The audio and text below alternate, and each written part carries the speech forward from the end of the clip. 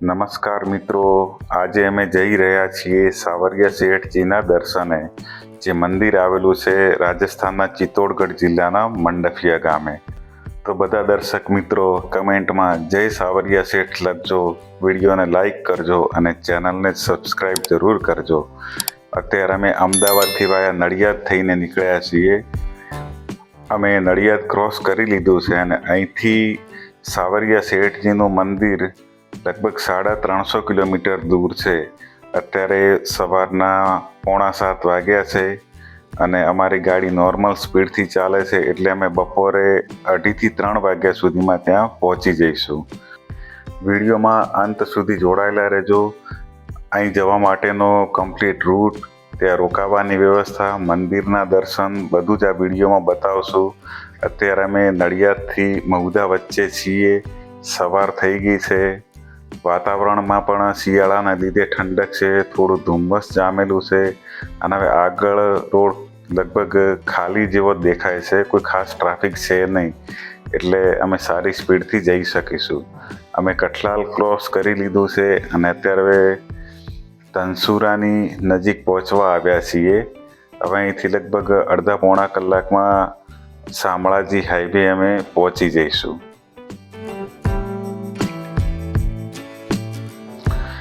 સાવરિયા શેઠજીનું મંદિર અમને ઘણા વખતથી જવાની ઈચ્છા હતી, પણ અત્યારે 1 વર્ષ પછી ત્યારે સેટ થયું.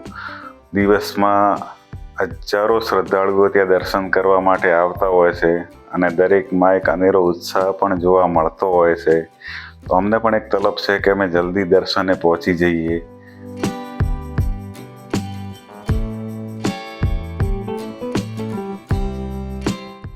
અત્યારે સવારના 8 વાગવા આવ્યા છે અને અમે અત્યારે મોડાસા બાયપાસ હાઈવે ઉપર છીએ. અહીંથી શામળાજી હાઈવે લગભગ 20-22 કિલોમીટર જેટલો જ દૂર છે અને ત્યાંથી ઉદયપુર મેઇન હાઈવે ઉપર ચડી જઈશું.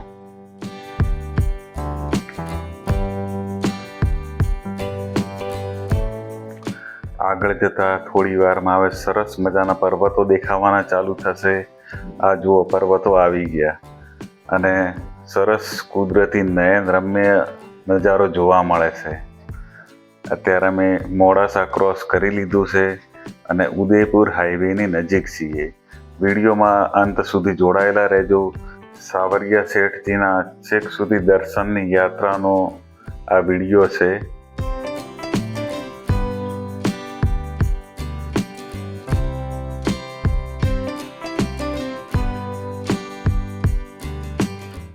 સામે દેખાય છે એ હિંમતનગર ઉદયપુર હાઈવે, જે શામળાજી હાઈવે તરીકે પણ લોકલ એરિયામાં ઓળખાય છે.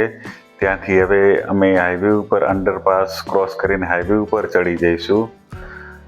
સરસ મજાનો સવારનો નજારો જોવા મળે છે. હાઈવે ઉપર હવે સ્પીડ પણ સારી એવી છે અને રોડ રસ્તા પણ એકદમ સરસ છે. ક્યાંય ખાડા ખબડા નથી. એકધારી સ્પીડમાં ગાડી ચાલે છે અને વાતાવરણ પણ બહુ જ ખુશનુમા છે. આજુબાજુ પર્વતોની ભેખડો જોવા મળે છે.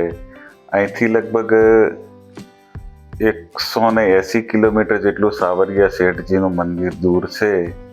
સવારના 10 વાગવા આવ્યા છે અને અમે એકધારી સ્પીડથી જઈ રહ્યા છીએ.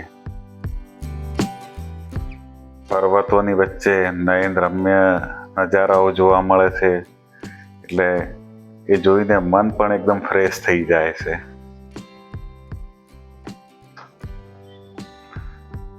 જુઓ, સરસ ભેખડોની વચ્ચે રસ્તાઓ નીકળે છે.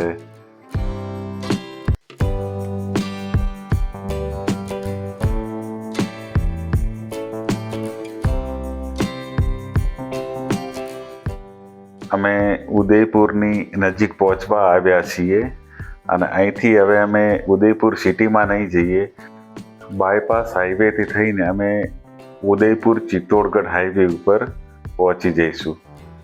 થોડી વારમાં અમે ટર્ન લઈ લઈશું. અત્યારે અમે છીએ બાયપાસ રોડ ઉપર, જે રોડ આગળ જતા ઉદયપુર ચિત્તોડગઢ હાઈવેને મળશે. સાવરિયા શેઠજીનું મંદિર ઉદયપુરથી 90 કિલોમીટર જેટલું આગળ જવાનું છે અને જે લોકો ચિત્તોડગઢથી આવતા હોય એમને 40 કિલોમીટર પાછા આવવું પડતું હોય છે. અત્યારે બાયપાસ હાઈવે પણ પૂરો થવા આવ્યો છે. હવે થોડી વારમાં ચિત્તોડગઢ હાઈવે આવશે. આ જો ચિત્તોડગઢ હાઈવે ઉપર અમે ચડી ગયા છીએ.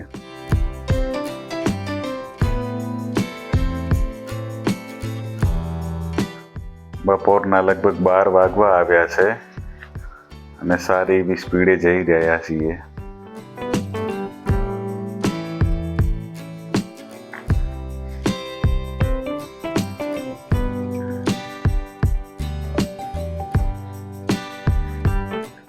મંડફિયા ધામ હવે બહુ દૂર નથી, થોડી વારમાં જ અમે પહોંચી જઈશું. સર્વિસ રોડ ઉપરથી યુટર્ન લઈને અમે મેઇન ગેટમાં પ્રવેશ થઈ ગયા છીએ. આ છે સાવરિયા શેઠ મંદિર મંડફિયા ધામ. હવે અહીંથી 6 કિલોમીટર અંદર મંદિર છે અને અત્યારે બપોરના 2:30 વાગ્યા છે અને અમે પહોંચી ગયા છીએ. થોડી વારમાં જ અમે મંદિરની નજીક પહોંચી જઈશું. આમ તો અહીં બારે માસ બહુ ભીડ જોવા મળતી હોય છે.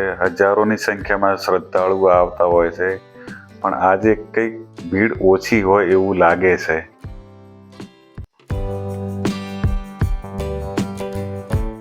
અમે પણ અહીં પહેલી વાર આવ્યા છીએ, પહેલાં ક્યારે આવેલા નથી. આ ફર્સ્ટ ટાઈમ દર્શન છે. જો અમે હોટલમાં રૂમ લઈ લીધો છે. સામે દેખાય છે એ બસ સ્ટેશન અને પાર્કિંગ છે. અહીંથી મંદિર એકદમ નજીક છે, લગભગ 1.5 કિલોમીટર જેટલું જ. અને હવે અમે મંદિરે દર્શન કરવા જઈશું. આ દેખાય છે સામે એ મંદિરનો બહારનો ગેટ છે અને સામે ચપ્પલ મૂકવા માટેના રેક બનાવેલા છે. આટલા બધા હજારોની સંખ્યામાં શ્રદ્ધાળુઓ આવે એટલે અહીં બૂટ ચપ્પલ મૂકવાની પણ સરસ વ્યવસ્થા છે. અહીંથી ચાલતા ચાલતા 1/2 કિલોમીટર જેટલા આગળ જઈએ એટલે સામે જ મંદિરનું શિખર દેખાય છે, પણ અહીંથી એન્ટ્રી નથી. એન્ટ્રી મંદિરના આગળના ભાગેથી છે. અહીં અમે બૂટ ચપ્પલ સાઈડમાં ઉતારી અને હવે દર્શન માટે જઈ રહ્યા છીએ. મારી સાથે ઋત્વિક અને કેયુર બંને જોડે જ છે. ઋત્વિક આગળ છે અને કેયુર પાછળ છે. આ રીતના 4 કોરિડોર બનાવેલા છે. ખૂબ જ સરસ વ્યવસ્થા છે. સહેજ પણ ધક્કામુક્કી નથી જોવા મળતી. શ્રદ્ધાળુઓ દર્શન માટે રાહ જોઈને પણ ઊભા રહે છે. અત્યારે અમે અંદર જઈ રહ્યા છીએ. જો કેટલી બધી ભીડ જોવા મળે છે.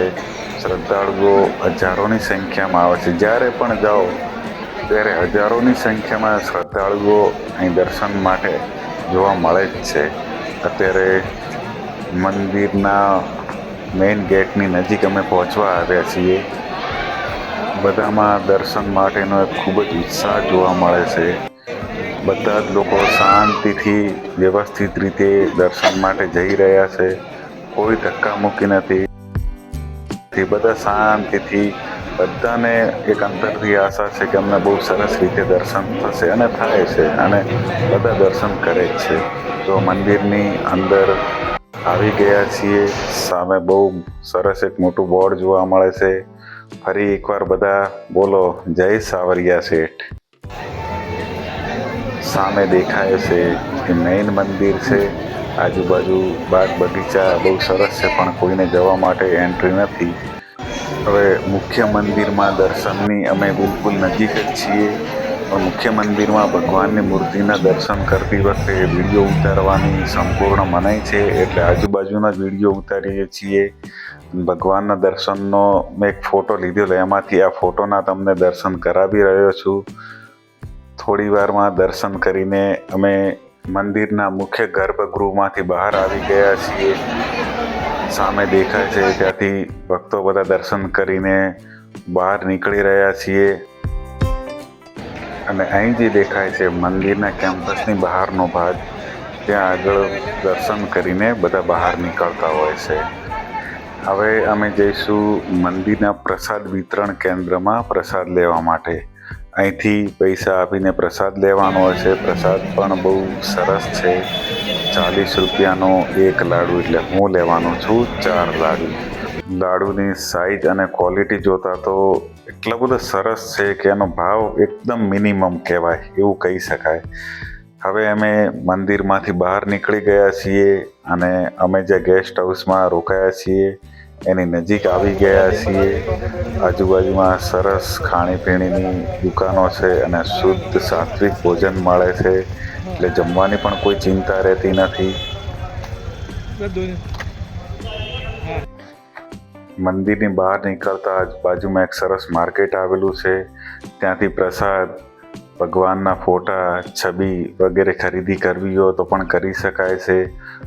અને યાદગીરી રૂપે આપણા પોતાના માટે કે ઘરના કોઈ સભ્યો માટે પણ વસ્તુ લઈ જવી હોય તો બહુ સરસ વસ્તુઓ અહીં મળે છે. બધી જગ્યાએ સારી એવી ભીડ જોવા મળે છે અને લોકોમાં પણ બહુ ઉત્સાહ જોવા મળે છે. એક ઉત્સાહ અને ઉમંગ સાથે લોકો દર્શને આવે છે. આ જુઓ, 50 રૂપિયા અને 100 રૂપિયાની નોટના હાર જે ભાવિકો ભગવાનને અર્પણ કરવા માટે લઈ જતા હોય છે. અત્યારે રાત થઈ ગઈ છે અને અમે હવે કંઈક ગરમા ગરમ ખાવાની ઈચ્છા થઈ એટલે નાસ્તો કરવા બેસી ગયા છીએ. અને અત્યારે હવે બીજા દિવસે વહેલી સવાર થઈ ગઈ છે. સવારના 5:45 વાગ્યા છે અને અમે હવે દર્શને જઈએ છીએ. સવારના દર્શન કરી અને અમે હવે નીકળી જઈશું. ઠંડી બહુ જ વધારે છે. આ જે સામે દેખાય છે એ કોરિડોર છે. અહીંયા દિવસે હજારોની સંખ્યામાં શ્રદ્ધાળુઓ લાઈનમાં દર્શન કરવા માટે ઊભા હોય છે. અત્યારે સવારના સમય ભલે ખાલી દેખાતું હોય પણ આખો દિવસ અહીંયા જે કોરિડોર છે એ ભક્તોની ભીડથી ભરેલા જોવા મળે છે. અમે મંદિરમાં દર્શન કરવા પહોંચી ગયા છીએ. આ જે દેખાય છે એ સવારના 6 વાગ્યાની ભીડ જોવા મળે છે. અમે દર્શન કરીને બહાર આવી ગયા છીએ. હવે ચા નાસ્તો કરવાની તલપ લાગી છે એટલે ચા નાસ્તો કરી લઈએ. ગરમા ગરમ બટેકા પૌવા અને ચા લઈ લીધા છે. સામે જે હોટલ નમો લખેલું દેખાય છે ત્યાં અમે રોકાયા છીએ અને ખૂબ જ સરસ વ્યવસ્થા છે, એકદમ રિઝનેબલ રેટમાં. અને રૂમની અંદર તમને બતાવું તો 3 વ્યક્તિઓ માટે આટલો રૂમ સફિશિયન્ટ છે. રૂમની અંદર પણ બધી વ્યવસ્થાઓ સારી છે અને એ લોકોના સ્વભાવ પણ બહુ સારા છે. એક અતિથિની જેમ આપણને આદર આપે છે. રૂમની બહાર તમને બારીમાંથી બતાવું, જો આ સવારે ઠંડુ વાતાવરણ છે, ગાડીઓની ઉપર પણ બરફ જામેલો હોય એવું લાગે છે. અમે હવે દર્શન કરીને સાવરિયા શેઠજી મંડફિયા ધામથી રિટર્ન અમદાવાદ આવવા માટે નીકળી ગયા છીએ. સવારના 7:30 વાગ્યા છે. અમે નીકળી ગયા છીએ પણ રોડ ઉપર બહુ જ ધુમ્મસ જોવા મળી રહ્યો છે. રોડની ઉપર જાણે વાદળો ચાલતા હોય એવું જ દેખાય છે અત્યારે. અને હવે અમે ચિત્તોડગઢ મેઇન હાઈવેથી ઉદયપુર તરફ જવા રવાના થઈશું અને બપોરે લગભગ 3 વાગ્યાની આસપાસ અમે અમદાવાદ પહોંચવાની ગણતરી છે.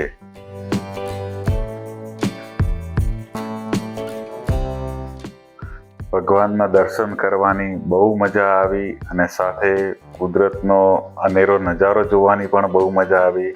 કોમેન્ટમાં બધા જય સાવરિયા શેઠ લખજો અને દર્શન કરવાની ઈચ્છા હોય, લાવો લેવો હોય તો જરૂર જઈ આવજો. અત્યારે અમે મંડફિયાથી બહાર નીકળી ગયા છીએ, મેઇન હાઈવે ઉપર પહોંચી ગયા છીએ અને હવે ચિત્તોડગઢ ઉદયપુર હાઈવે દ્વારા અમદાવાદ આવવા માટે રિટર્ન થઈ ગયા છીએ.